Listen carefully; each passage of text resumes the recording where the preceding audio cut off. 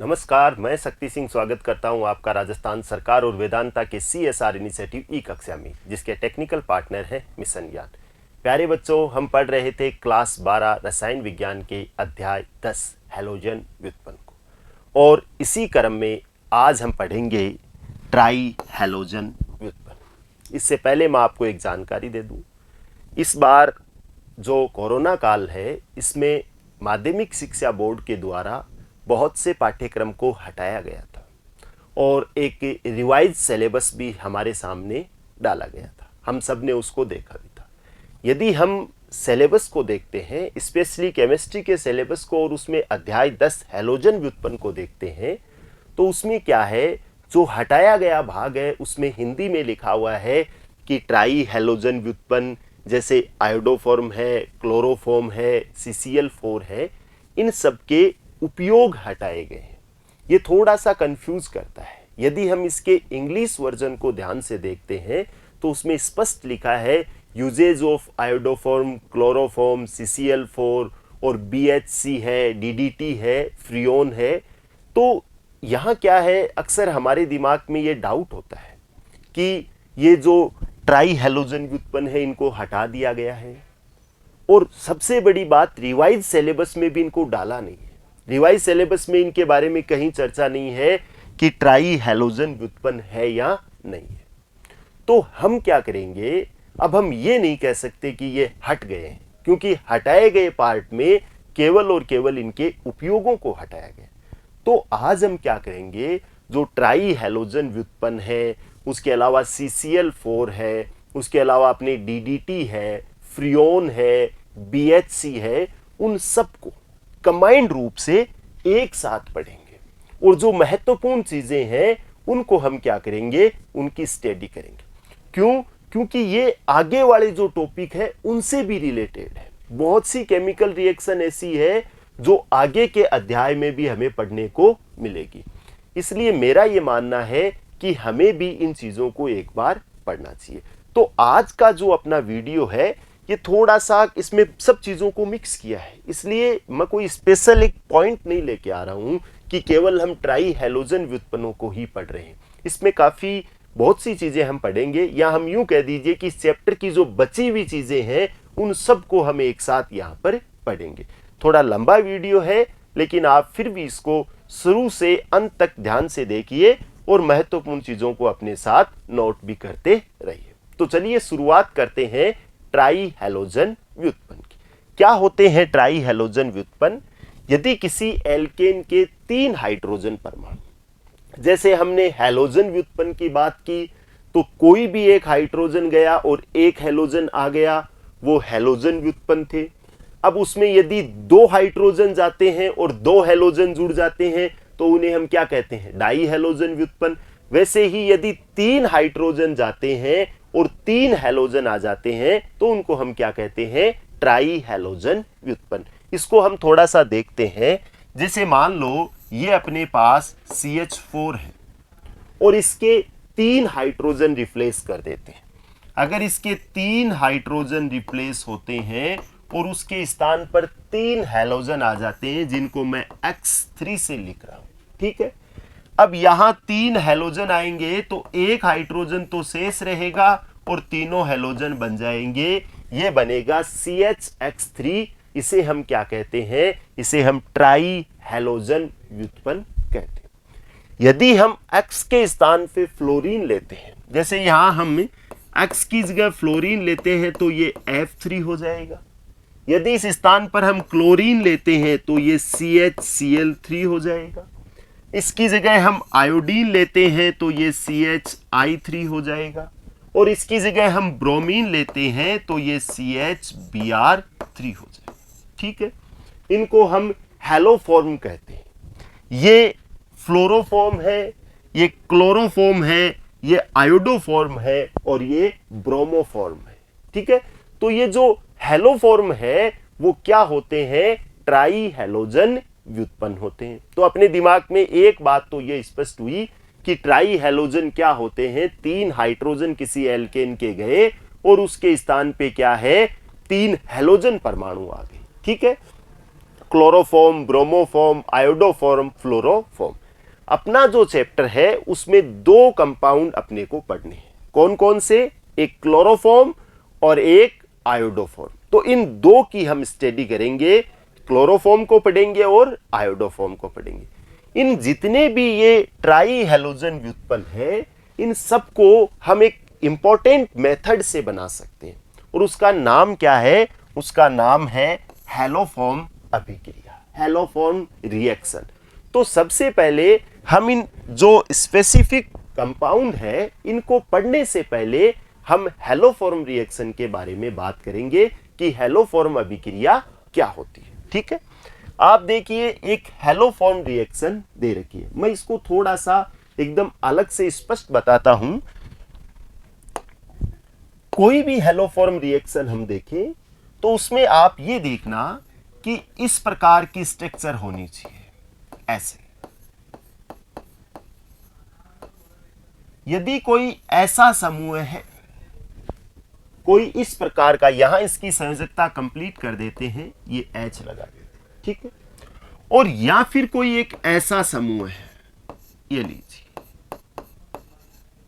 ऐसे समूह यदि आपको दिखाई देते हैं तो वो हैलोफॉर्म रिएक्शन दर्शाएंगे।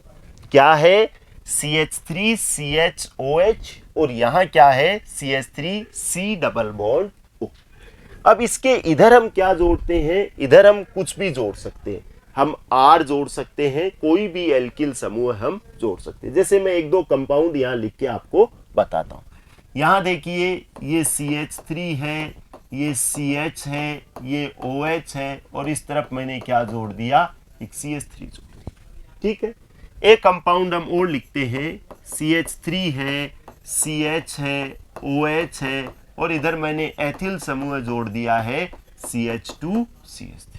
ठीक है, ऐसा हम कोई कंपाउंड बनाते हैं। जैसे मान लीजिए ये CH3 है, CO और इधर भी मैंने एक CH3 जोड़ दिया है, ये लीजिए एसीटोन है। एक कंपाउंड हम कोई और बना लेते हैं, इस तरह बना देता हूं, एक ये हो गया CH3CO और इस तरफ मैंने क्या जोड़ दिया है? H जोड़ दिया। तो ये सारे के सारे जो कंपाउंड है वो हैलोफॉर्म रिएक्शन देते हैं। कैसी संरचना होनी चाहिए? या तो इस प्रकार की स्ट्रक्चर हो या फिर इस प्रकार की स्ट्रक्चर हो। ठीक है, अगर हम देखें तो ये अल्कोहल है और ये क्या है? प्रोपेन 2-ओल है। ठीक है, या इसे हम प्रोपिल अल्कोहल, आइसोप्रोपिल अल्कोहल भी कहते हैं। इसको देखो, ये ब्यूटेन 2-ओल है। तो जो अल्कोहल है वो क्या कर रहे हैं? वो हैलोफॉर्म रिएक्शन दे रहे हैं। यहां ये कार्बोनिल समूह है और ये स्ट्रक्चर आप देखिए सेम ऐसी कैसी स्ट्रक्चर है, ये एसीटोन है, ये भी हैलोफॉर्म रिएक्शन देता है। और अगर हम इसको देखें तो ये भी इस प्रकार की संरचना है, CH3COH, ये भी क्या है? हैलोफॉर्म रिएक्शन देता है। तो अपने दिमाग में एक चीज तो ये तय हुई कि किस प्रकार के कार्बनिक यौगिक हैलोफॉर्म रिएक्शन देते हैं। ऐसे कार्बनिक यौगिक जो या तो इस प्रकार के हो या फिर क्या हो? इस प्रकार के। और अगर मैं ये कहूं तो ये जो कार्बनिक यौगिक है, इसमें इसके पास वाले कार्बन पर जो हाइड्रोजन है इनको हम अल्फा हाइड्रोजन कहते हैं। तो हम ये भी कह सकते हैं ऐसे यौगिक जिनमें अल्फा हाइड्रोजन होता है। वैसे आप स्पष्ट रूप से दिमाग में ये बात रखें कि एक तो ऐसी स्ट्रक्चर अल्कोहल है और ये कीटोन भी हो सकता है और एल्डिहाइड भी हो सकता है। ये सब क्या करते हैं? हैलोफॉर्म रिएक्शन देते हैं। ये रिएक्शन दो चीजों के साथ होती है। एक बार हम इसको थोड़ा यही समझते हैं।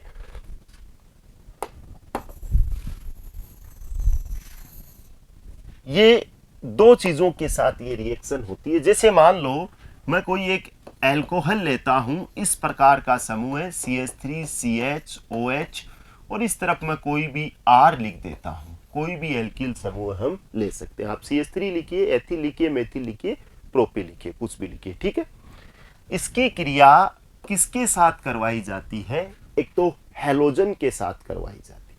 तो एक तो हम किसके साथ करवाएंगे? किसी हैलोजन X2 के साथ। अब X2 की जगह हम Cl भी ले सकते हैं और आयोडीन के लिए I2 भी ले सकते हैं, वो हमारे दोनों सिलेबस में है। और एक किसी सारक की उपस्थिति में होती, जैसे मान लो आप किसी NaOH के साथ इसकी रिएक्शन कर सकते हो। तो एक तो सारक के साथ हो रही है और एक हैलोजन के साथ हो रही है। किसकी हो रही है? हम यहाँ अल्कोहल की क्रिया करवा रहे हैं, मतलब इस प्रकार का जो समूह है उसकी रिएक्शन हो रही है। एक बार हम यहाँ इस रिएक्शन को थोड़ा सा समझते हैं, फिर आगे हम वहां से देखेंगे। इसमें क्या होगा, जैसे ये CH3 है, ये CH है, ये OH और यहाँ क्या है, ये R है। ठीक है, इसकी क्रिया मैं X2 की जगह क्लोरीन लेता हूं, Cl2 से करवाता हूं। यदि मैं इसकी क्रिया Cl2 से करवाता हूं, 2 Cl पहले रिएक्शन कर रहे। यहां क्या होगा, एक तो ये हाइड्रोजन और एक ये हाइड्रोजन, ये दोनों हाइड्रोजन इन दोनों Cl के साथ HCl बनाएंगे। तो यहां क्या होगा, यहां ये तो CH3 ऐसा का ऐसा ही है और ये डबल बॉन्ड हो जाएगा C डबल बॉन्ड O, और ये R ऐसा का ऐसा रहेगा और साथ में क्या निकल जाएंगे, 2 HCl। ठीक बात है।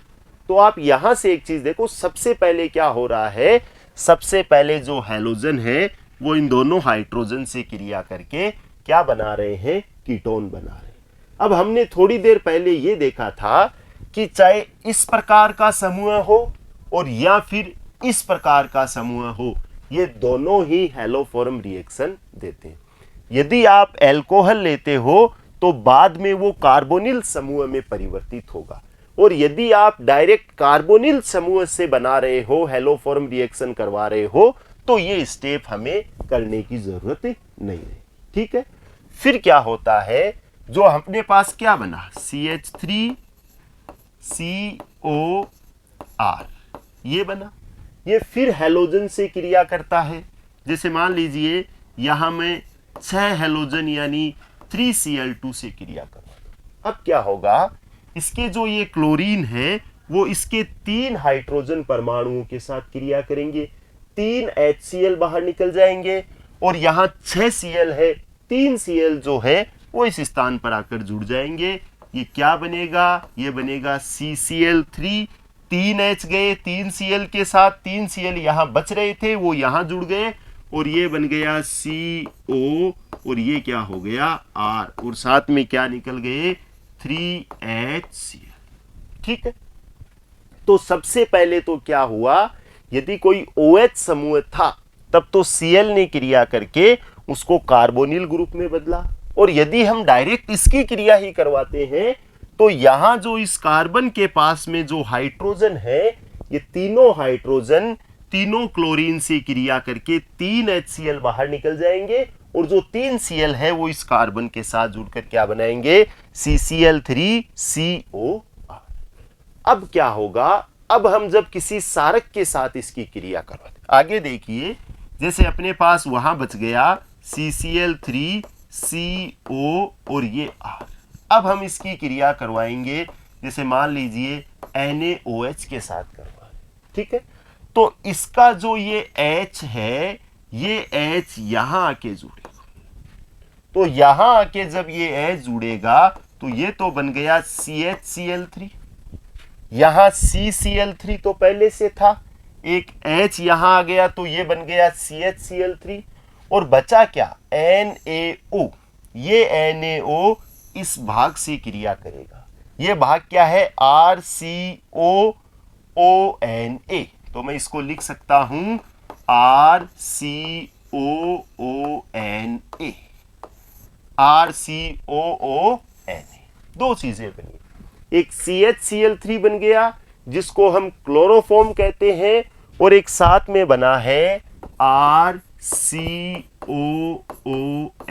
ये क्या है, अगर यहां इस Na की जगह H होता तब तो ये कार्बोक्सिलिक अम्ल होता, और यहां ये Na है, इसका मतलब ये किसी अम्ल का लवण है। कैसा लवण है, सोडियम लवण है। तो दो चीजें इसमें बनती है, एक तो किसी अम्ल का सोडियम लवण बनता है, और एक उसके साथ जिस प्रकार का हैलोजन लेते हैं वैसा हैलोफॉर्म, जैसे यहां हमने Cl लिया, क्लोरोफॉर्म का निर्माण हो रहा है। ये इतनी इजी रिएक्शन नहीं है कि हम इसको देख के या संपूर्ण कंप्लीट रिएक्शन को जब देखते हैं तो हमें पता नहीं चलता है कि ये किस प्रकार से हो रही है। तो आप थोड़ा सा इसको ध्यान रखिए। अगर अपने पास कोई ऐसा समूह है तो सबसे पहले हैलोजन आएंगे, इन दोनों H से क्रिया करेंगे और दोनों H से क्रिया होगी तो इस प्रकार का यौगिक बनेगा, यानी जिसमें कार्बोनिल समूह आएगा। फिर क्या होगा, फिर इस कार्बोनिल ग्रुप के पास में जो कार्बन है उसके तीनों हाइड्रोजन 3 हैलोजन से क्रिया करेंगे और 3 HCl बाहर निकल गए और 3 Cl यहाँ के जुड़ जाएंगे। उसके बाद में किसी सारक से क्रिया होगी और क्लोरोफॉर्म का निर्माण होगा। अगर यहाँ आयोडीन होगा तो आयोडोफॉर्म का निर्माण हो जाएगा। ये एक बेसिक अभिक्रिया है। अब हम इसको देखते हैं। अब आप देखिए हेलोफॉर्म रिएक्शन को यहां थोड़ा सा स्पष्ट आपके नोटबुक में लिखने के हिसाब से लिखा हुआ है। ये इस प्रकार की संरचना है। ऐसा ग्रुप मैंने अभी आपको बताया था, यदि कोई ऐसा ग्रुप हो, ठीक है। इसमें क्या हो रहा है, हेलोजन क्रिया कर रहा है, एक H इसका और एक H इसका, दो क्या बाहर निकल जाएंगे, HX बाहर निकल, ठीक है। और बना क्या, ये जो OH है ये समूह कार्बोनिल ग्रुप में कन्वर्ट हो गया। ऐसे जिसमें A लिखा है इस प्रकार के यौगिक और जिनमें B लिखा है इस प्रकार के यौगिक, दोनों प्रकार के यौगिक हेलोफॉर्म रिएक्शन देते हैं। यदि इस प्रकार का यौगिक है तो वो B वाले यौगिक में क्या हो जाएगा, कन्वर्ट हो जाएगा। और अपने पास यदि B टाइप का यौगिक है तो वो डायरेक्ट रिएक्शन आगे बढ़ जाएगी, ठीक है।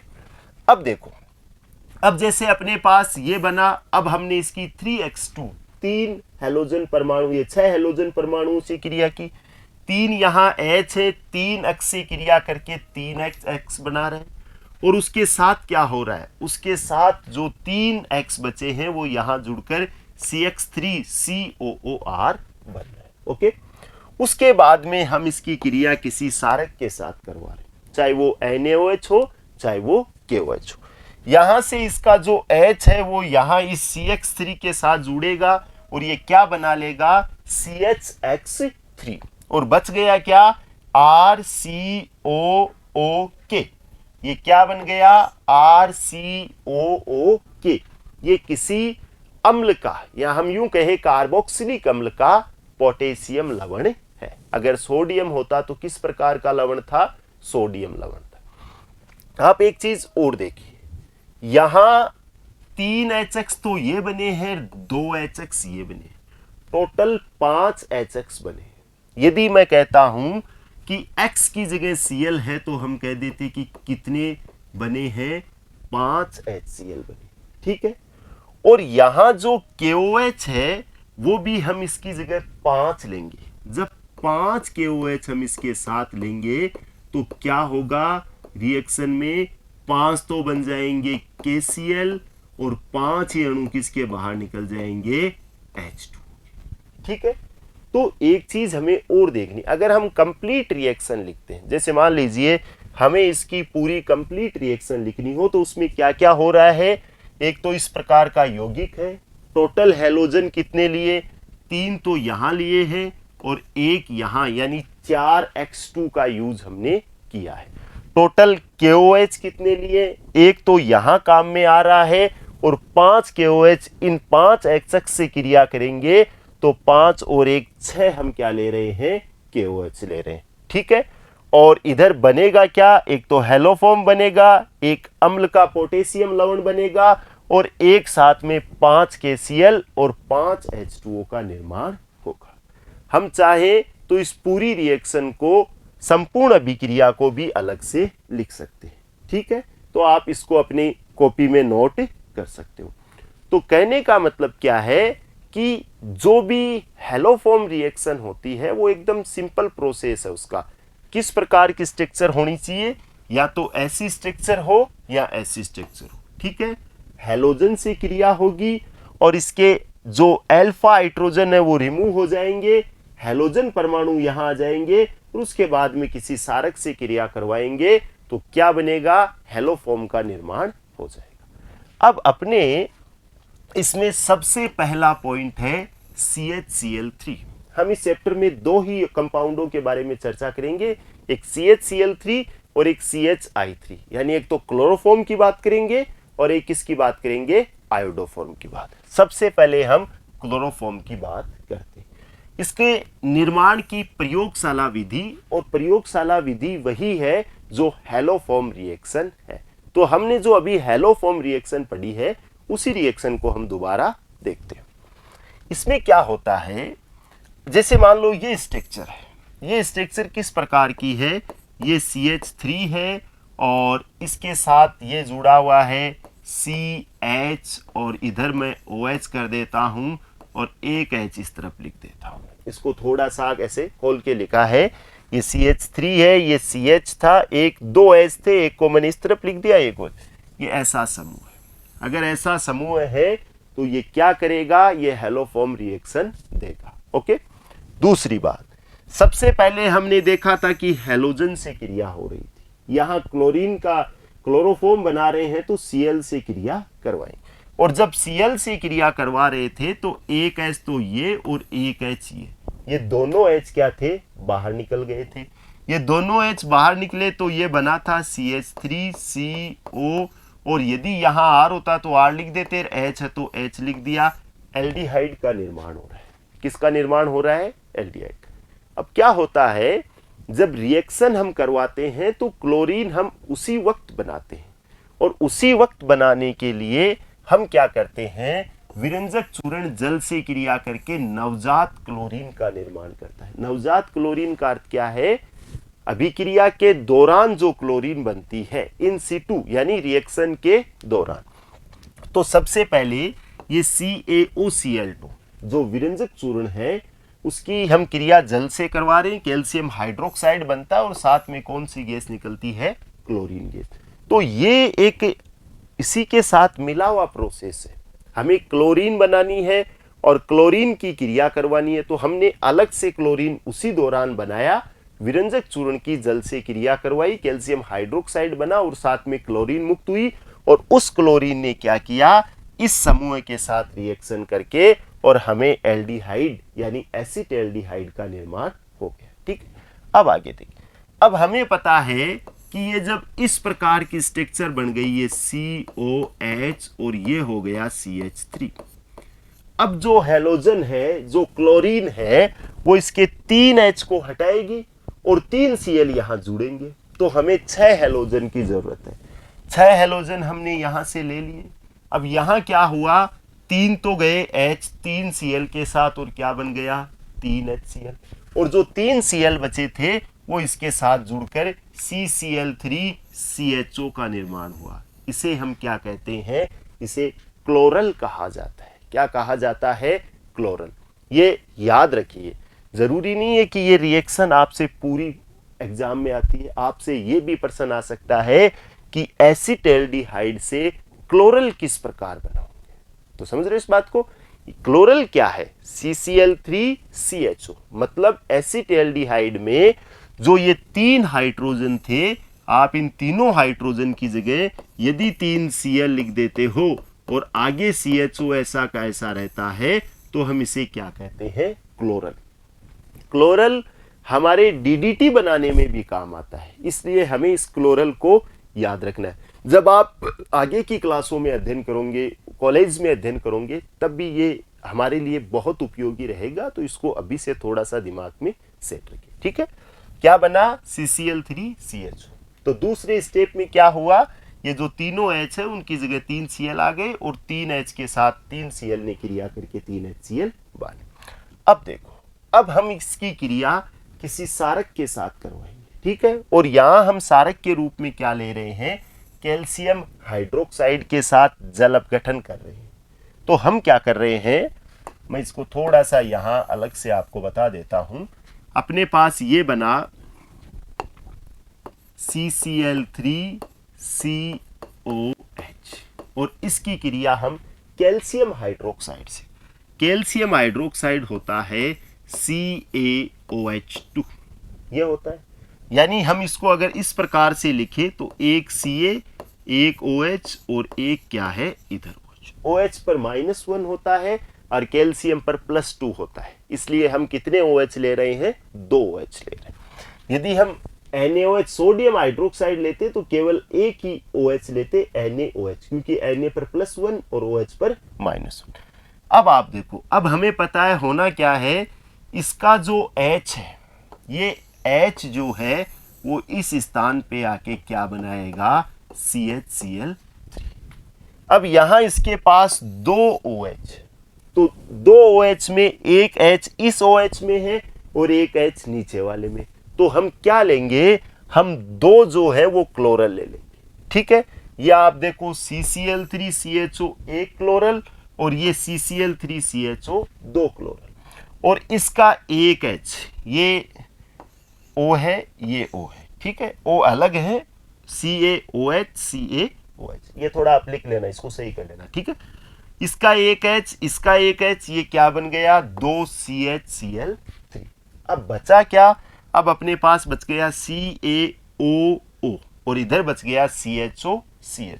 तो हम इसको ऐसे लिख सकते हैं, देखो एक CHO ये बचा है, तो आप इसको यहां से देखिए, हम इसको लिख सकते हैं COOH और 2 क्या हो गए, Ca। तो इसको देखो HCOOHCOOC।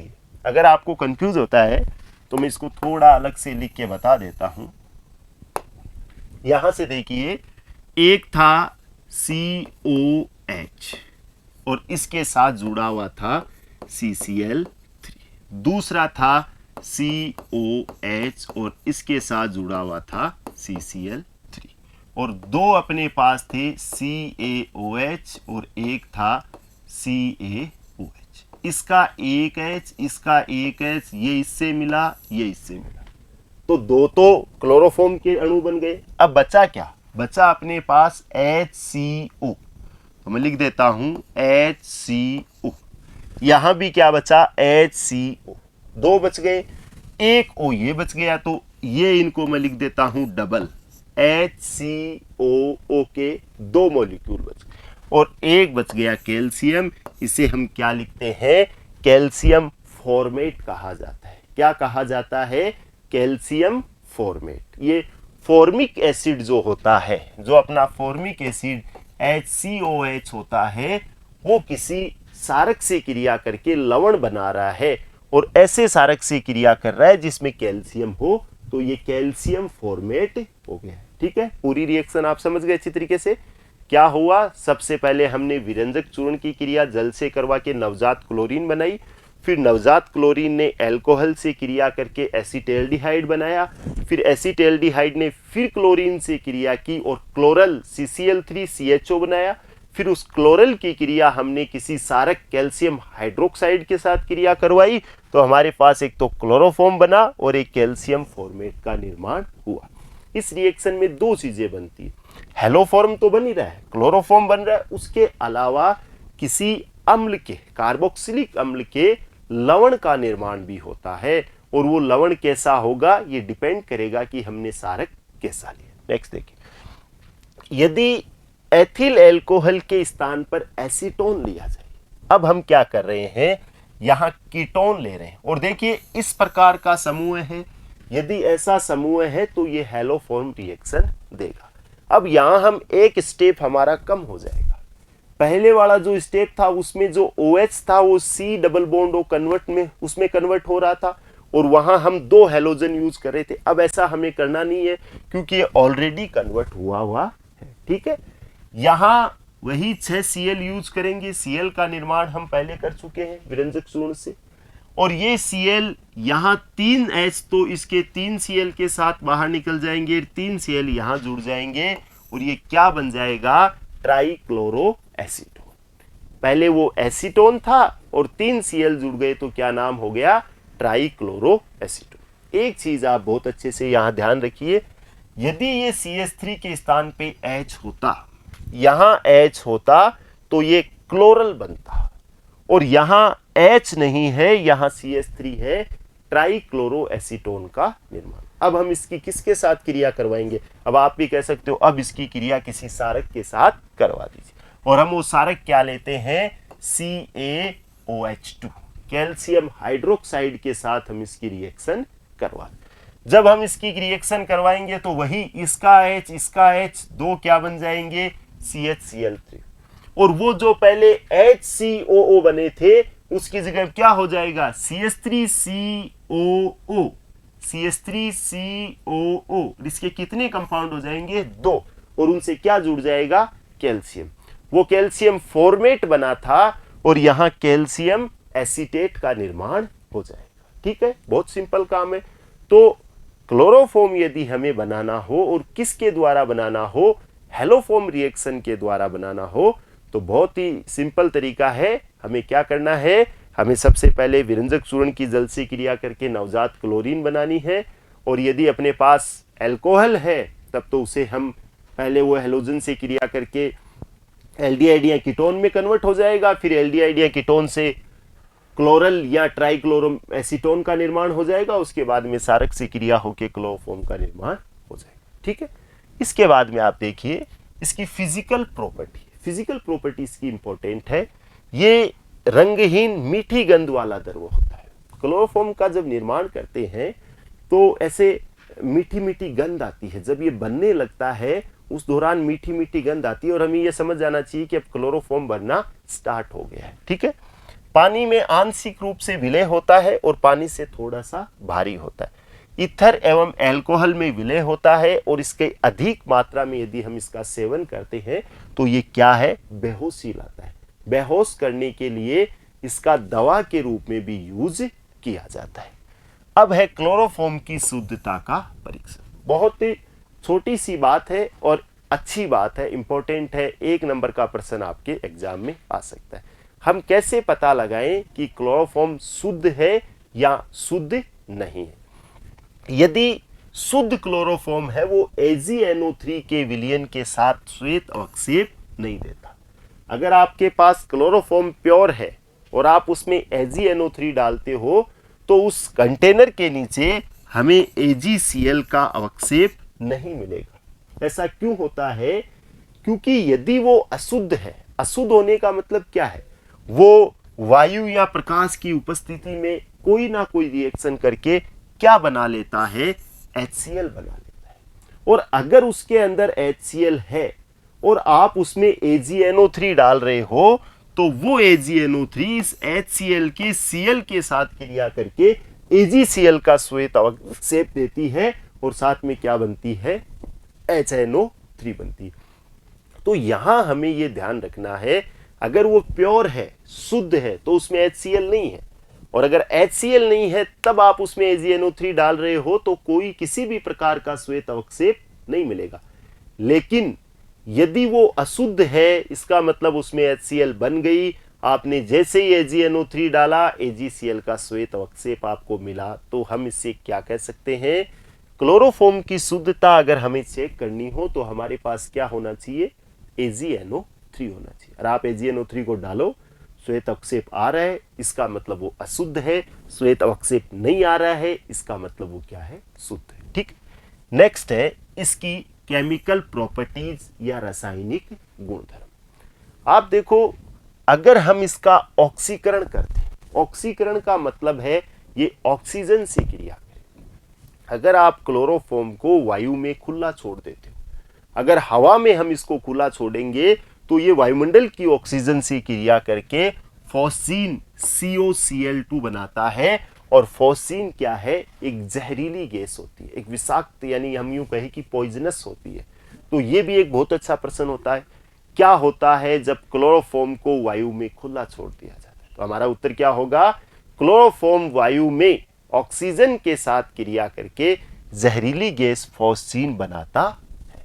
ठीक है, और हमें ये रिएक्शन भी लिखनी है। फॉस्फीन का सूत्र क्या है, COCl2, CHCl3 O2 से क्रिया कर रहा है, COCl2 फॉस्फीन का निर्माण हो रहा है। आप एक चीज और देखिए, ये CO कार्बोनिल ग्रुप है और इसके साथ जुड़ा हुआ है Cl2, मैं इसे कार्बोनिल क्लोराइड भी कह सकता हूं। देखिए यहां लिखा हुआ है कार्बोनिल क्लोराइड, तो आप ये बात भी रखें, COCl2 कार्बोनिल क्लोराइड, इसे ही हम क्या कहते हैं, फॉस्फीन कहते हैं। कैसे बनती है, यदि आप क्लोरोफॉर्म को हवा में खुला छोड़ दोगे या क्लोरोफॉर्म ऑक्सीजन से क्रिया करके फॉस्फीन बनाता है। ठीक है, अब क्या है, जो अशुद्ध क्लोरोफॉर्म होता है, अब अशुद्ध क्लोरोफॉर्म है, क्लोरोफॉर्म का यूज हम करते हैं बेहोश करने में, निश्चेतक के रूप में।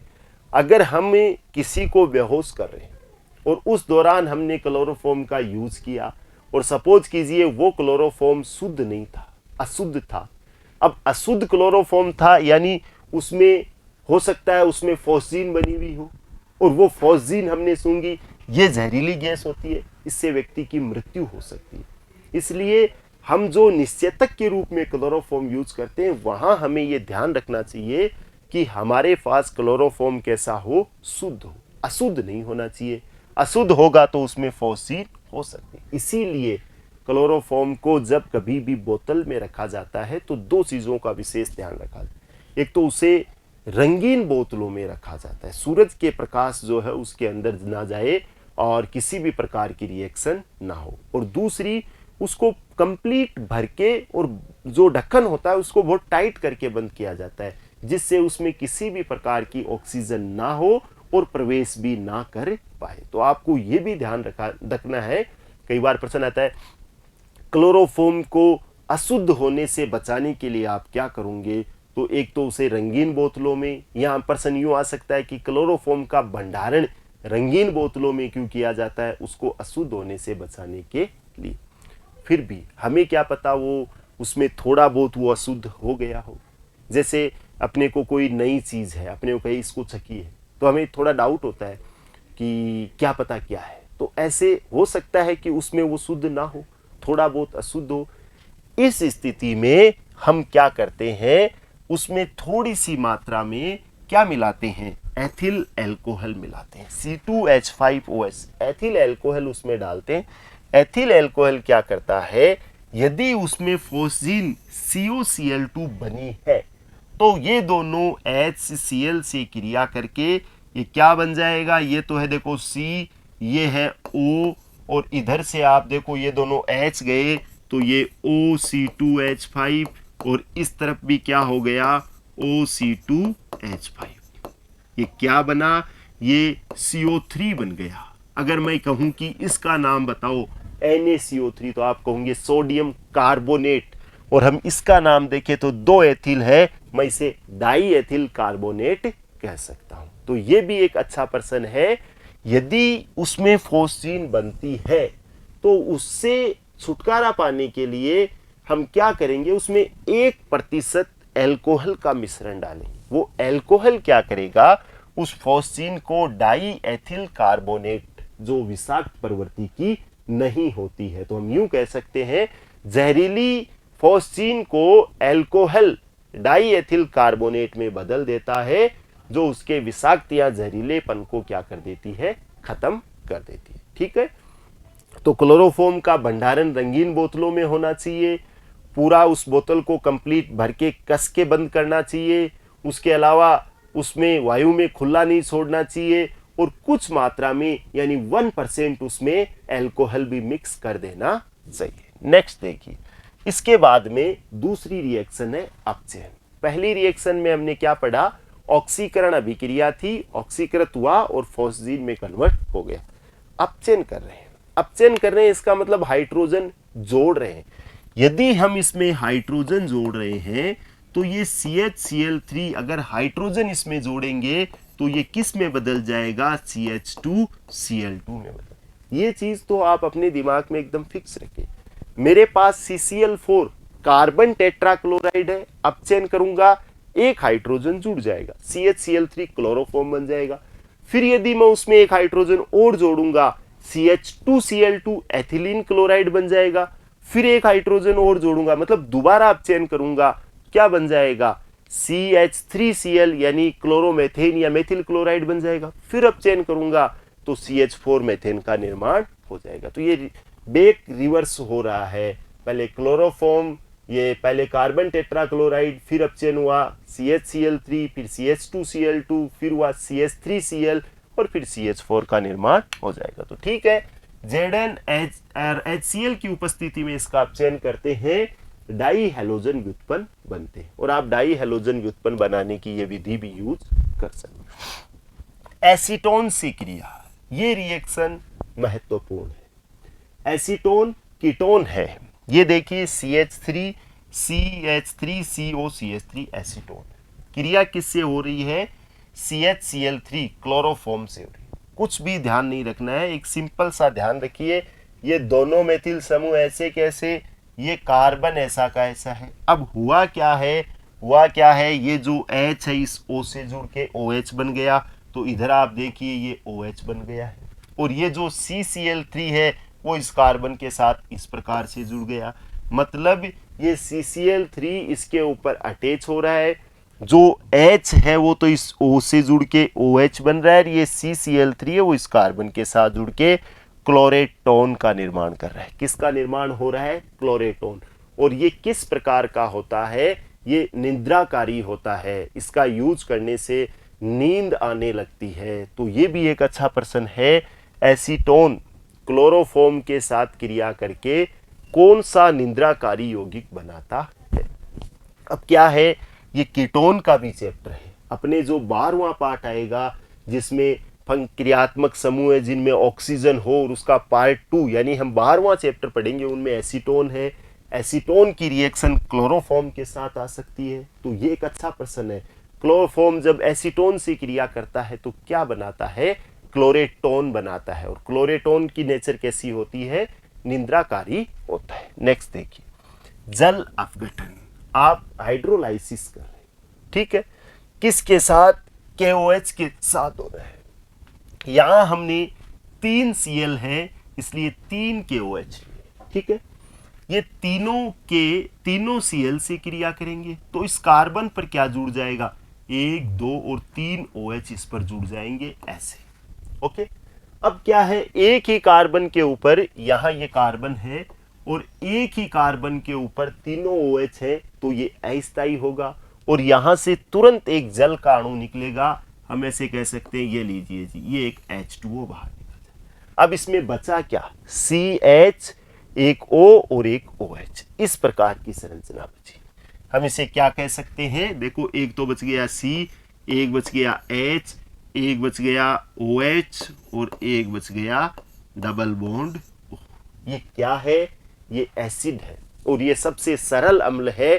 इसे हम फॉर्मिक अम्ल या इसे हम मेथेनोइक अम्ल भी कहते हैं। तो ये एक अच्छा प्रश्न है। क्या होता है जब क्लोरोफॉर्म का जल अपघटन किया जाता है? जब क्लोरोफॉर्म का जल अपघटन किया जाता है तो फॉर्मिक अम्ल का निर्माण होता है। कुछ अभिक्रियाओं को हमें अपने दिमाग में ध्यान में रखना पड़ेगा। आप KOH से क्रिया कर रहे हो, 3 Cl है, 3 K है, 3 K Cl बाहर निकल गया, तीनों OH इस कार्बन के साथ जुड़ गए, फिर इसमें एक H2O बाहर निकला और फॉर्मिक एसिड का निर्माण हुआ है, ठीक है। नेक्स्ट देखिए, नाइट्रीकरण। ये भी महत्वपूर्ण रिएक्शन है। नाइट्रीकरण HNO3 के साथ होता है। जो नाइट्रिक अम्ल होता है उसके साथ हम इसकी क्रिया करवा रहे हैं क्लोरोफॉर्म। ये देखो, इसको इस प्रकार से लिखा है, ये HN और 2 और 1 3 है, तो हम इसको डायरेक्ट HNO3 भी लिख सकते हैं और इसको इस प्रकार से हम समझने के लिए HOHNO2 भी लिख सकते हैं, ओके। अब रिएक्शन क्या हो रही है? रिएक्शन क्या हो रही है, इसका जो H है और इसका OH है, ये H2O के रूप में बाहर निकल रहे हैं। तो यहाँ एक तो बच गया C, 3 बच गए Cl, CCl3, और जो NO2 है वो इसके साथ आके क्या हो गया?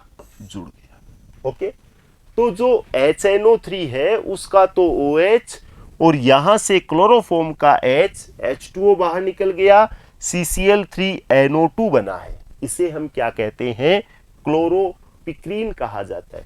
यदि ये ऐसे होता CCl3CHO, तब हम इसे क्या कहते? क्लोरल कहते। क्या कहते? क्लोरल। और यदि यहाँ NO2 है, इसे क्लोरोपिक्रीन कहा जाता है।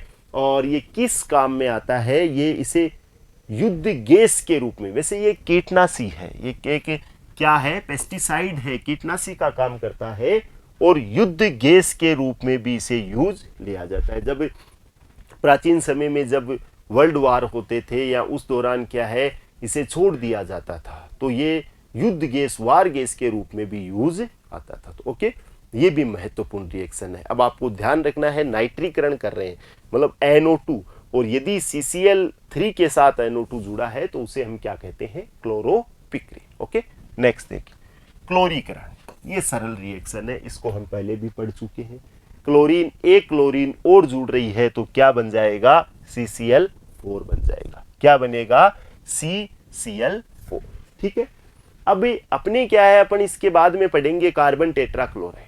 तो यहां आप उसको बनाने की ये विधि पढ़ सकते हो। कार्बन टेट्राक्लोराइड को कैसे बनाएं, कार्बन टेट्राक्लोराइड बनाना है, क्लोरोफॉर्म का क्लोरीकरण कर दो।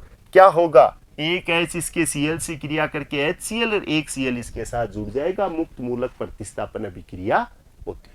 ठीक है, नेक्स्ट देखिए सिल्वर पाउडर के साथ रिएक्शन। ये भी एक अच्छी रिएक्शन है। आप Ag सिल्वर के साथ रिएक्शन करें, यहां हम 2 क्लोरोफॉर्म लेंगे। Ag जो है वो कितने लेंगे, 6। 2 क्लोरोफॉर्म, एक में 3 Cl, दूसरे में 3 Cl, 6 AgCl बाहर निकलेंगे और यहां 3 बॉन्डों का निर्माण हो जाएगा। क्या बनेगी, एसिटिलीन बनेगी, या हम इसको क्या कह सकते हैं, एथाइन भी कह सकते हैं।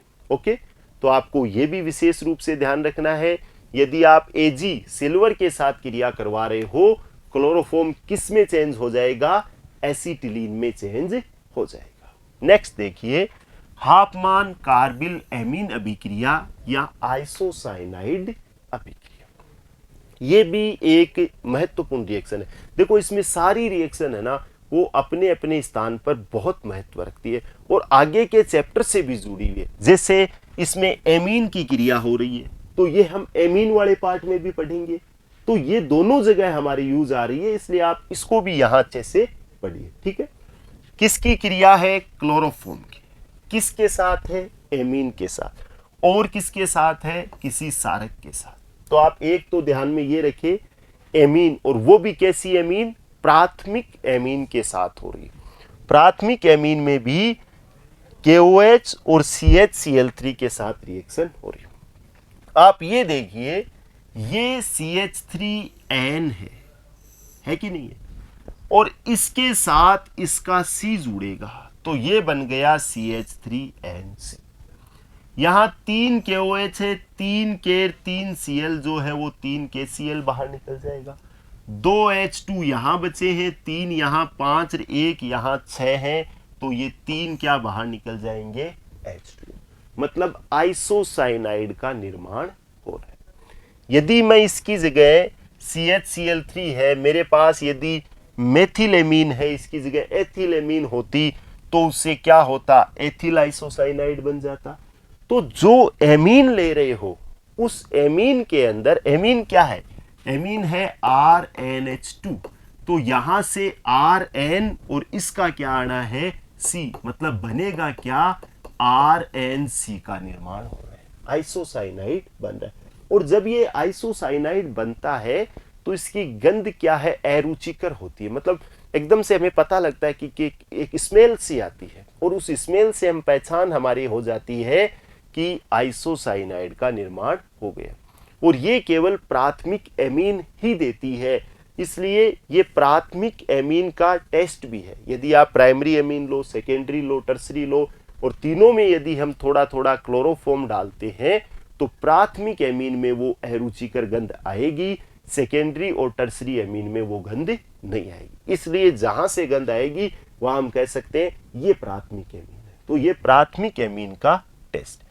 अब क्या है, इस आइसोसाइनाइड को हम कार्बिल एमीन कहते हैं, इसलिए इसे हम हाफमान कार्बिल एमीन अभिक्रिया कहते हैं। तो ये बात ध्यान रखिए, कार्बिल एमीन यानी आइसोसाइनाइड बन रहा है, वो रिएक्शन कौन सी है, हाफमान कार्बिल एमीन अभिक्रिया। किससे क्रिया करवा रहे हैं, जब हम प्राथमिक एमीन की क्रिया किससे करवा रहे हैं, क्लोरोफॉर्म के साथ करवा रहे हैं। दूसरी, इसमें आइसोसाइनाइड बनता है, इसलिए हम इसे आइसोसाइनाइड अभिक्रिया भी कहते हैं। ओके, अगर मैं इस R की जगह कोई फेनिल समूह लेता हूं, यानी एनिलीन ले रहा हूं, और एनिलीन क्या है, C6H5NH2 होगा क्या, सेम पता आपको कि C6H5N और इसका आके क्या जुड़ जाएगा, C, यानी फेनिल आइसोसाइनाइड का निर्माण हो जाएगा। ठीक है, तो क्लोरोफॉर्म का भी टेस्ट कर सकते हैं और प्राथमिक एमीन का भी टेस्ट कर सकते हैं। तो प्राथमिक एमीन के परीक्षण के लिए आप किस अभिक्रिया का यूज करेंगे? कार्बिल एमीन, हाफमान कार्बिल एमीन या आइसोसाइनाइड परीक्षण। नेक्स्ट है राइमर टीमान अभिक्रिया। ये रिएक्शन हम फिनोल के पार्ट में भी पढ़ेंगे। जो इससे अगला अपना चैप्टर आएगा, 11वां जो पार्ट आएगा, उसमें हम फिनोल पढ़ेंगे। ये फिनोल की रिएक्शन है, इसको हम एक बार यहाँ भी देखते हैं। आप यहाँ देखिए CHCl3 है और किसी सारक KOH के साथ क्रिया हो रही। मैं एक रिएक्शन यहाँ और लिख देता हूँ, ये लीजिए, ये तो फिनोल है और CHCl3 के स्थान पे मैं क्या लिख देता हूँ? CCl4, और यहाँ वही क्या लिख देता हूँ? 4KOH। ये दो प्रकार की रिएक्शन, दोनों ही राइमर टीमान अभिक्रिया है और दोनों ही अपने आप में क्या है? महत्वपूर्ण। यदि CHCl3 के साथ रिएक्शन होती है तो इस वलय पर CHO समूह जुड़ जाएगा, जैसे यहाँ जुड़ा हुआ है। बाकी सेम ऐसा का ऐसा फिनोल है, CHO यहाँ आके जुड़ गया। और यदि ये CCl4 के साथ रिएक्शन होती है तो ये फिनोल OH तो ऐसा का ऐसा है और यहाँ कौन सा ग्रुप जुड़ जाएगा? COOH, यानी एसिड ग्रुप जुड़ जाएगा। दोनों ध्यान रखिए, रिएक्शन कैसे होती है उसको हम फिनोल वाले चैप्टर में डिस्कस करेंगे। फिलहाल आप इतना ध्यान रखिए, CHCl3 क्लोरोफॉर्म की क्रिया फिनोल और किसी सारक के साथ, KOH के साथ हो रही है, तो ये यहाँ से एक CHO ग्रुप आ रहा है, और अगर CCl4 के साथ हो रही है तो कौन सा समूह जुड़ रहा है? एसिड समूह। इसे हम सैलिसिलएल्डिहाइड कहते हैं। क्या कहते हैं? सैलिसिलएल्डिहाइड। और इसे हम क्या कहते हैं? सैलिसिलिक अम्ल कहते हैं। क्या कहते हैं? सैलिसिलिक अम्ल। अब ये रिएक्शन भी हम क्या है, जब CCl4 पढ़ेंगे उस दौरान भी आएगी और जब हम फिनोल पढ़ेंगे उस दौरान भी आएगी। तो ये जो राइमर टीमान अभिक्रिया है, इसमें दो चीजें होती है। अगर आप CHCl3 क्लोरोफॉर्म से करते हो तो CHO समूह जुड़ेगा इसकी ऑर्थो स्थिति पे, और यदि आप CCl4 के साथ करते हो तो COOH एसिड ग्रुप जुड़ता है। नेक्स्ट देखिए, अब हम बात करेंगे आयोडोफॉर्म की। तो सबसे पहले हमने क्या पढ़ा? हमने ट्राई हेलोजन व्युत्पन्न क्या होते हैं, उनमें हमने क्लोरोफॉर्म को पढ़ा, उसको बनाने की विधि हेलोफॉर्म रिएक्शन पढ़ी। फिर हमने क्लोरोफॉर्म के फिजिकल प्रॉपर्टी, उसकी शुद्धता का परीक्षण, फिर हमने उसके ऑक्सीकरण केमिकल रिएक्शनों को पढ़ा, सिल्वर से क्रिया करवाई, उसका अपचयन करवाया। हमने राइमर टीमान अभिक्रिया पढ़ी, हमने आइसोसाइनाइड टेस्ट पढ़ा। तो बहुत सी बातें की। इसके बाद में हम आयोडोफॉर्म की बात करते हैं। अगर आप आयोडोफॉर्म बनाते हो तो सेम रिएक्शन है, कौन सी है? हेलोफॉर्म अभिक्रिया के द्वारा हम इसे बना सकते हैं। कैसे बनाते हैं? सबसे पहले हमें आयोडीन लेना होगा। अब आयोडीन क्या है, हम इसमें डायरेक्ट नहीं लेते हैं। हम आयोडीन को किसके साथ लेंगे? किसी सारक के साथ आयोडीन की क्रिया करवाएंगे, NaOI यानी सोडियम हाइपो आयोडाइड बनेगा। यहाँ आपको ये ध्यान रखना है, यहाँ आयोडीन डायरेक्ट क्रिया ना करके सोडियम हाइपो आयोडाइड NaOI के साथ यहाँ क्रिया करा होगा। सेम होने में रिएक्शन क्या है? जैसे ये है CH3 और ये CH और ये OH और इसका एक H।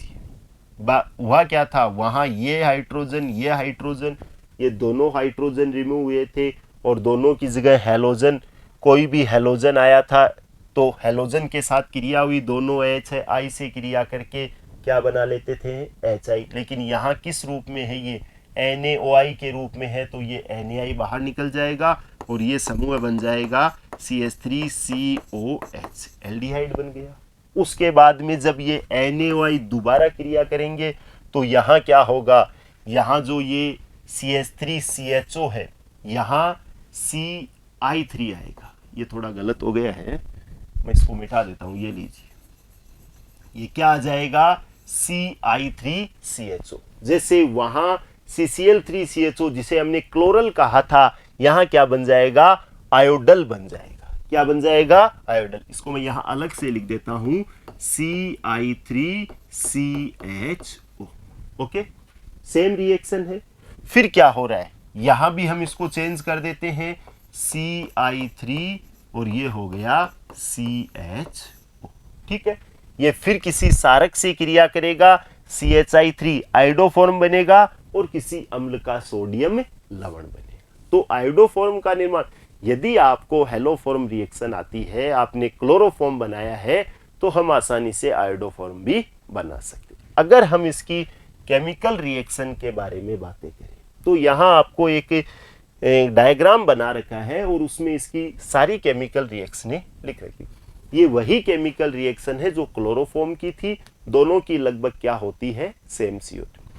अगर आप इसका अपचयन कर रहे हो, हाइड्रोजन जोड़ रहे हो, इसका मतलब हम यहाँ इसका क्या कर रहे हैं, अपचयन कर रहे हैं। अपचयन कर रहे हैं तो वहां CHCl3 से CH2Cl2 बना था, यहाँ CHI3 है तो CH2I2 इसका निर्माण हो जाएगा। ठीक है, डाईआइडो मेथेन का निर्माण हो जाएगा। ओके, या हम इसको कह सकते हैं एथिलीन आयोडाइड बन गई है। दूसरी देखो, Ag के साथ क्रिया हो रही थी, वही एसिटिलीन बना था कि नहीं बना था। अब इस रिएक्शन को यदि हम पूरा लिखते हैं तो ये रिएक्शन किस प्रकार से लिखेंगे, आयोडोफॉर्म के दो मॉलिक्यूल ले लीजिए, एक ये C, एक I, दूसरी I, और यहाँ हम एक 3I ले लेते हैं। फिर इधर ले लीजिए 3 मॉलिक्यूल, एक है, 2 है और ये 3 है, और ये 6 Ag ले लो, फिर ये 6 AgI बाहर निकल जाएंगे और एसिटिलीन का निर्माण होगा। सेम रिएक्शन है। अगर हम इसे AgNO3 के विलयन में डालते हैं तो ये AgI का पीला अवक्षेप देता है। ठीक है, और यदि आप इसकी क्रिया एल्कोहलिक KOH के साथ करवा रहे हो, यानी जल अपघटन कर रहे हो, तो एसिड का निर्माण होता है। कौन से एसिड का निर्माण होता है, फॉर्मिक अम्ल का निर्माण होता है। दूसरी बात, यहां आप एमीन से क्रिया करवा रहे हो किसी सारक के साथ, तो ये कौन सी रिएक्शन हो गई, ये हाफमान कार्बिल एमीन अभिक्रिया हो गई, और यहां क्या है, यहां भी RNC ही बनेगा। ठीक है, और यदि आप इसको गर्म करते हो तो आयोडीन के बैंगनी वाष्प निकलती है। तो ये रिएक्शनें, मेरे को ये नहीं लगता कि आपको इसमें डाउट होगा। अगर आपने क्लोरोफॉर्म की रिएक्शन अच्छे से पढ़ी है तो आयोडोफॉर्म की रिएक्शन भी क्या है, सेम है। ठीक है, इसके बाद में देखिए, इसके बाद में हम बात करते हैं कार्बन टेट्राक्लोराइड CCl4 की बात करते हैं। किसकी बात करते हैं, कार्बन टेट्राक्लोराइड CCl4। अब ये ट्राई हेलोजन व्युत्पन्न नहीं है, ये टेट्रा हेलोजन व्युत्पन्न है। 4 H हटे और 4 हेलोजन यानी 4 Cl आकर जुड़ गए। और यदि हम इसको बनाते हैं तो बनाने की तो अभी मैंने थोड़ी देर पहले बात की थी, आप क्लोरोफॉर्म का क्लोरीकरण कर दो। यदि हम क्लोरोफॉर्म का क्लोरीकरण करेंगे तो क्या बन जाएगा, CCl। इसकी फिजिकल प्रॉपर्टी की बात करें तो ये भी रंगहीन है, मधुर गंध युक्त वाष्पशील द्रव्य है, अज्वलनशील द्रव्य होता है। ये बात अच्छी है, ये अज्वलनशील होता है, इसलिए इसका उपयोग आग बुझाने में किया जाता है। बाजार में ये पायरीन के नाम से बिकता है, ये परीक्षा में प्रश्न आ सकता है। पायरीन किसका व्यापारिक नाम है, पायरीन किसका व्यापारिक नाम है, कार्बन टेट्राक्लोराइड CCl4 का व्यापारिक नाम क्या है, पायरीन। ओके, तो इसमें कोई दिक्कत नहीं है। किस प्रकार से बनाएंगे, क्लोरोफॉर्म का क्लोरीकरण कर दीजिए, CCl4 बन जाए। अब हम इसके कुछ केमिकल प्रॉपर्टीज के बारे में बात करते हैं। यदि आप इसका जल अपघटन करते हो, CCl4 को जल अपघटित करते हो KOH के साथ, तो ये टूट जाएगा और इसमें से जो CO2 गैस है वो बाहर निकलती, कोई विशेष प्रकार का कार्बनिक कंपाउंड नहीं बनता है। और ऐसे यहाँ इसको 775 केल्विन के साथ इसको गर्म करते हो भाप की उपस्थिति में, तो कौन सी गैस बनती है, फोसीन गैस बनती है। कौन सी गैस बनती है, फोसीन। ये भी कोई इतना विशेष इंपॉर्टेंट रिएक्शन नहीं। ये रिएक्शन हमने पहले पढ़ ली है, राइमर टीमान अभिक्रिया हमने पढ़ी है। फिनोल है, CCl4 है, 4 KOH है, एक COH समूह यहाँ जाएगा, एक किसका निर्माण होगा, सैलिसिलिक अम्ल का निर्माण होगा। ठीक है, तो हमने क्लोरोफॉर्म में बहुत सी रिएक्शनें देखी। आयोडोफॉर्म की रिएक्शन सेम थी और जो CCl4 है इसमें आपको दो चीजें अच्छी याद रखनी है। एक तो इसका व्यापारिक नाम पायरीन है, इसको बनाएंगे कैसे, क्लोरोफॉर्म का क्लोरीकरण कर दीजिए, और एक आप ये राइमर-टिमान अभिक्रिया याद रखिए, बाकी इसमें कोई विशेष नहीं है। इसके बाद में हम फ्रियोन की बात करते हैं। किसकी बात करते हैं? फ्रियोन। वैसे तो इस टॉपिक को हम क्लास 10th में भी पढ़ते हैं, और भी हम जैसे फ्रियोन के बारे में हम चर्चा करते हैं। मैं बताऊं आपको कि फ्रियोन क्या होते हैं।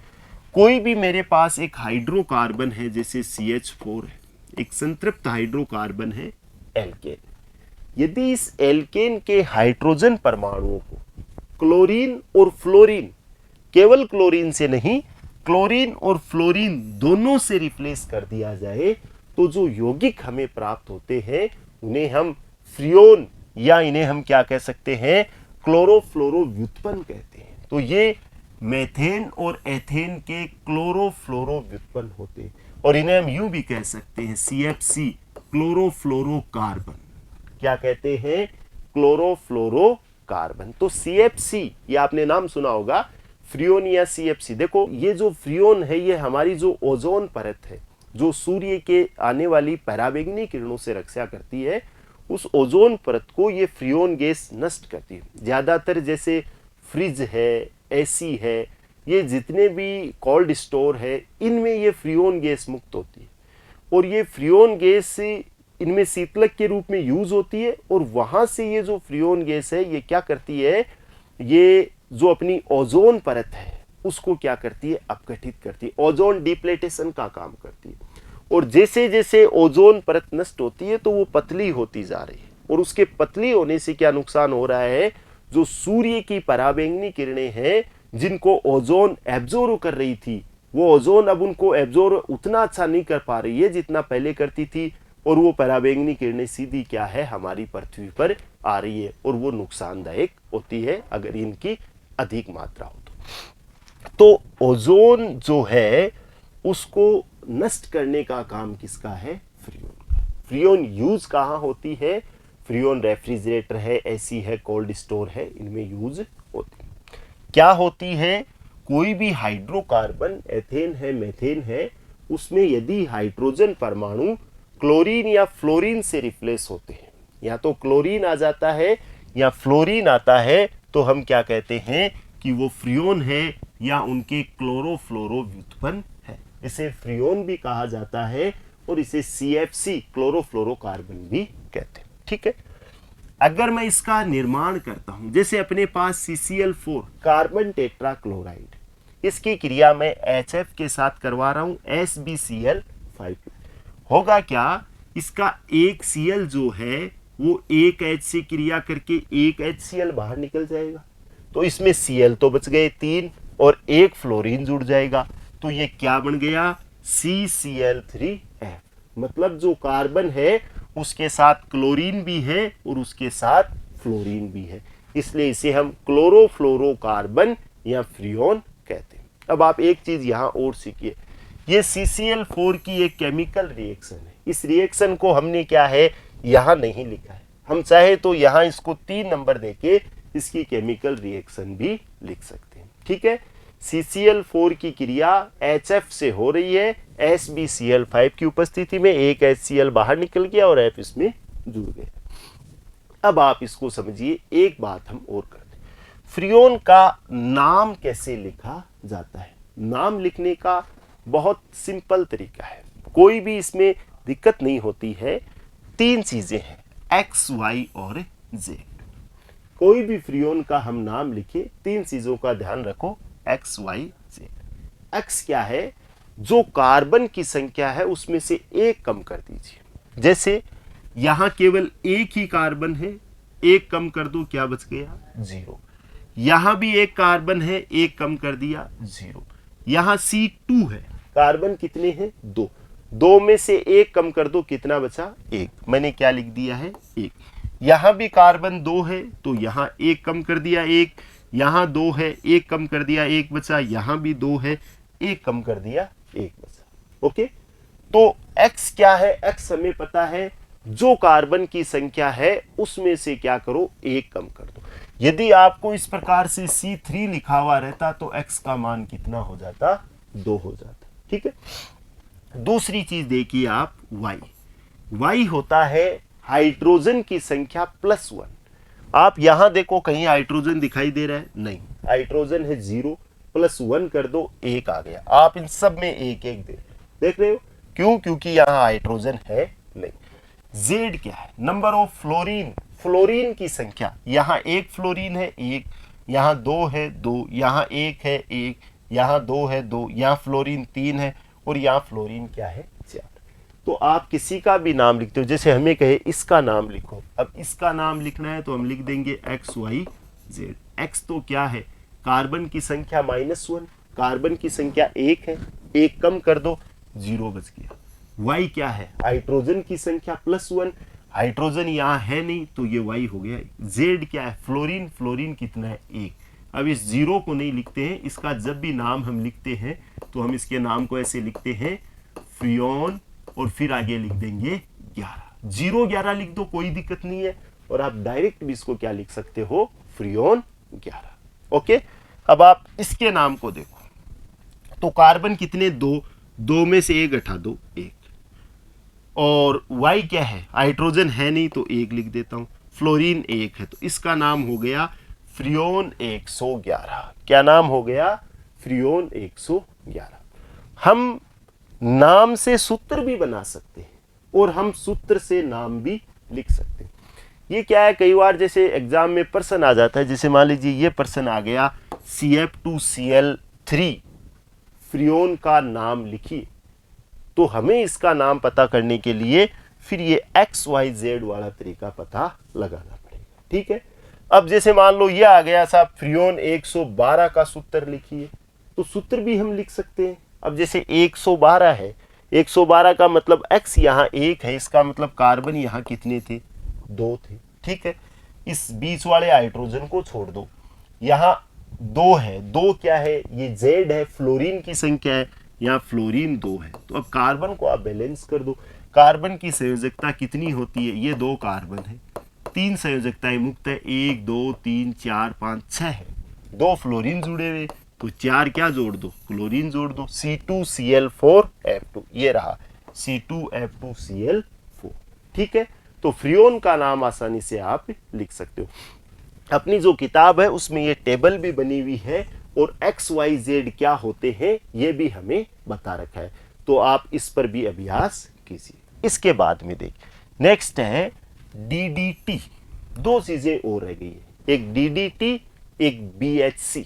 हालांकि इनके उपयोग हटाए, इनकी स्ट्रक्चर नहीं हटाई है, इनका नाम नहीं हटाया। तो पहले तो हम ये देखते हैं DDT बनती कैसे। बहुत ही सिंपल तरीका है, ये क्लोरोबेंजीन है, आप 2 क्लोरोबेंजीन ले लीजिए और दोनों क्लोरोबेंजीन की क्लोरल CCl3CHO से क्रिया करवा दीजिए।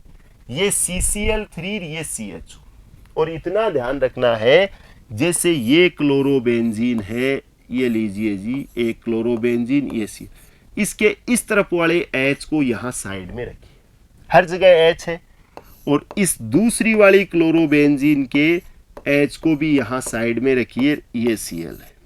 ठीक है, और जब क्लोरल लिया हमने CCl3COH, या CO इधर लिख देता हूं, CCl3CO और ये H, ये लीजिए, ये H2O बाहर निकल, और ये देखो ऐसा का ऐसा जुड़ गया है, ये समूह है, ये समूह है, और ये दोनों इस कार्बन से जुड़ गए, इसके पास H है और Cl3 है। ये क्या बन गया? ये बन गया DDT। इसका नाम क्या है? डाइक्लोरो। देखो ये दोनों है डाइक्लोरो, ये दोनों डाइक्लोरो, डाइफेनिल, ये 2 फेनिल है, डाइक्लोरो डाइफेनिल, ट्राइक्लोरो, ये 3 क्लोरीन है, 1 2 3, इनको कहा है ट्राइक्लोरो। उसके बाद में क्या लिखा है? एथेन। तो जो मेन कार्बनिक यौगिक है वो ये एथेन था, ये, और इस एथेन से क्या है? 2 क्लोरीन। अब इन क्लोरीन को भी PP लिखा है, इस PP का मतलब है इस फेनिल समूह, इस बेंजीन वलय के ऑर्थो, पैरा और ये ऑर्थो, मेटा और पैरा स्थिति पर दोनों Cl जुड़े हुए, इसलिए एक को P लिखा, एक को P डैश लिखा। तो PP अगर आप नहीं भी लिखते हो तो भी कोई बात नहीं है, आप ये लिख दीजिए डाइक्लोरो डाइफेनिल ट्राइक्लोरोएथेन। तो स्ट्रक्चर यदि आपसे नहीं पूछता है तो DDT का जो है वो नाम पूछा जा सकता है। दूसरी बात, हम ये नहीं कह सकते कि ये हमारे सिलेबस में नहीं है। क्यों? क्योंकि ये क्लोरोबेंजीन के साथ रिएक्शन हो रही है, इसलिए हेलोएरिन का टॉपिक तो है ही। तो आप DDT कैसे बनाओगे? 2 क्लोरोबेंजीन लेनी है, एक क्लोरल लेना है, क्लोरल CCl3 CHO, उसका O दोनों क्लोरोबेंजीन के H से क्रिया करके H2O बाहर निकल गया और ये सांद्र H2SO4 की उपस्थिति में रिएक्शन होती है। क्या बनेगा? पैरा पैरा या डाइक्लोरो डाइफेनिल ट्राइक्लोरोएथेन। ये क्या होती है? ये एक कीटनाशी के रूप में काम आती है, एक सफेद ठोस प्रकार का यौगिक होता है जिसका उपयोग कीटनाशी जो मच्छर वगैरह होते हैं उनको मारने में भी किया जाता है। एक अपने इस टॉपिक में लास्ट चीज है BHC, बेंजीन हेक्साक्लोराइड। BHC के बारे में हम पढ़ते हैं। देखो ये बेंजीन है और बेंजीन का क्लोरीकरण करवा रहे, यहां 6 Cl है। किसकी उपस्थिति में हो रहा है? सूर्य के प्रकाश की उपस्थिति में, सनलाइट की उपस्थिति में ये रिएक्शन हो रही है। इसके हर स्थिति पर डबल बॉन्ड जो है वहां से एक एक Cl जुड़ जाएगा। और आप इस स्ट्रक्चर में साफ देखिए, यहां ये मत देखिए कि यहां से हाइड्रोजन हटाया और Cl आया। यहां हुआ क्या है? यहां इसके डबल बॉन्ड के ऊपर क्लोरीन अटैच किया है और डबल बॉन्ड हट गए। ये बेंजीन नहीं है, ये साइक्लोहेक्सेन है। ये क्या है? साइक्लोहेक्सेन है। नाम में ही हम बेंजीन लिखते हैं। बेंजीन इसलिए लिखते हैं क्योंकि ये फॉर्मल यानी ये चलन में आ गया है, इसलिए हम इसको बेंजीन हेक्साक्लोराइड कहते हैं। बट यहां ऐसा कोई बेंजीन जैसा स्ट्रक्चर नहीं है, ये साइक्लोहेक्सेन है। ठीक है। बेंजीन की क्रिया क्लोरीन के साथ सूर्य के प्रकाश की उपस्थिति में करवाते हैं। हर डबल बॉन्ड पे या मैं कहूं हर कार्बन परमाणु पे एक एक Cl जुड़ गए। अगर हम इसकी संरचना देखें तो ये C6H6Cl6 हो गया और ये कैसा था? C6H6 था। ठीक है। तो C6H6 तो बेंजीन है और 6 Cl जुड़ गए, C6H6Cl6 बन गए। ठीक है। Benzene hexachloride. आप इसका IUPAC नाम भी बता सकते हैं। किसी भी स्थिति को आप नंबर 1 दे दीजिए, ये लीजिए, तो ये 1 2 3 4 5 6 हेक्साक्लोरो साइक्लोहेक्सेन। 1 2 3 4 5 6 हेक्साक्लोरो साइक्लोहेक्सेन। इसके 6 समावयवी होते हैं, अल्फा बीटा गामा। जो गामा समावयवी होता है वो उसकी क्या है? वो छोटा होता है, उसकी भेदन क्षमता ज्यादा होती है। यदि हम इसका उपयोग भी कीटनाशी के रूप में किया जाता है, सबसे ज्यादा जो एक्टिव होता है कीटनाशी में वो कौन सा होता है? गामा। एक अच्छी बात और सीखिए, इसके जो व्यापारिक नाम है वो है गैमेक्सेन, लिंडेन या 666। ये एक अच्छा प्रश्न आता है। गैमेक्सेन क्या है? या गैमेक्सेन का IUPAC नाम लिखिए, गैमेक्सेन की संरचना बनाइए, गैमेक्सेन क्या काम आता है। तो गैमेक्सेन कहो, लिंडेन कहो, 666 कहो, ये सब के सब क्या है? ये BHC है, बेंजीन हेक्साक्लोराइड। और इसका IUPAC नाम क्या है? 1 2 3 4 5 6 हेक्साक्लोरो साइक्लोहेक्सेन। ठीक है। तो आज का जो अपना ये वीडियो है इसमें हमने क्या क्या पढ़ा? एक तो ट्राई हैलोजन व्युत्पन्नों के बारे में पढ़ा और उसमें हमने फिर स्पेसिफिक जो क्लोरोफॉर्म है उसको पढ़ा, आयोडोफॉर्म को पढ़ा, उसके बाद में हमने CCl4 कार्बन टेट्राक्लोराइड को पढ़ा, थोड़ा बहुत हमने इसमें फ्रियोन के बारे में भी पढ़ा, DDT के बारे में पढ़ा और BHC यानी बेंजीन हेक्साक्लोराइड के बारे में भी पढ़ा। तो यहाँ अपना जो ये 10वां अध्याय है ये कंप्लीट होता है। अब इसके आगे क्या है? हम इसके कुछ प्रश्नों पर भी चर्चा करेंगे। तो जो अपना अगला वीडियो होगा उसमें हम इसके प्रश्नों पर चर्चा करेंगे। आज का ये पार्ट थोड़ा लंबा है लेकिन आप इसको ध्यानपूर्वक पढ़े और इसके नोट्स भी अपनी कॉपी में लिखते रहिए। ठीक है। Thank you.